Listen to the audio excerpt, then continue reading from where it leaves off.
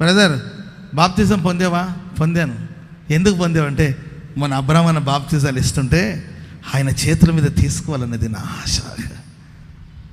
అసలు నీళ్ళ దిగంగానే అబ్రాహ్మ గారికి నేను దగ్గరికి వెళ్ళా, నాకు ఎంత ఆనందం అనిపించిందో.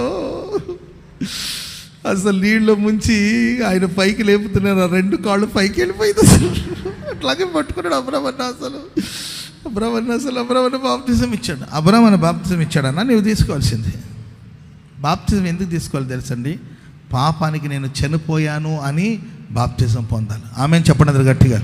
దాన్ని వదిలేశారు. నువ్వు పాపానికి చనిపోయావా, పాపానికి మృతి పొందావా లేదా దాన్ని మర్చిపోయారు. పాపానికి మృతి పొందారా లేదా దాన్ని మర్చిపోయారు. అసలు బాప్తిజాలు ఎందుకు? పాపానికి నువ్వు మృతి చెందాలి, పాపానికి నువ్వు సిలువ వేయబడాలి. ఇక జీవించేవాడు నేను కాదు, క్రీస్తు నా యందు జీవిస్తున్నాడు అనేదానికి, క్రీస్తుని ధరించుకోవడానికి కోసం బాప్తిజం పొందాలి. అది దాని యొక్క అర్థం, మూలం.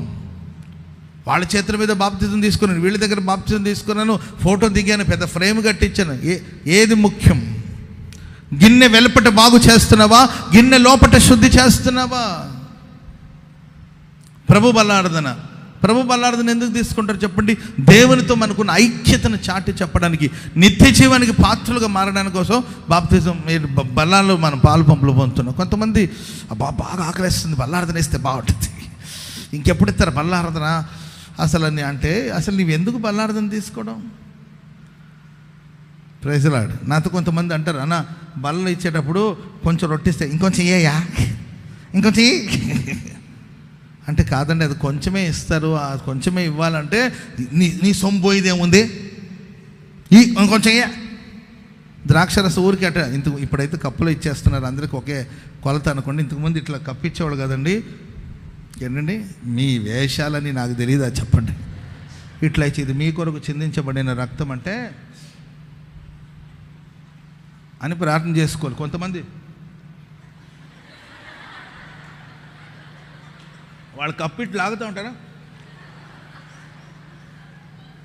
వదలండి బ్రదర్, వదలండి.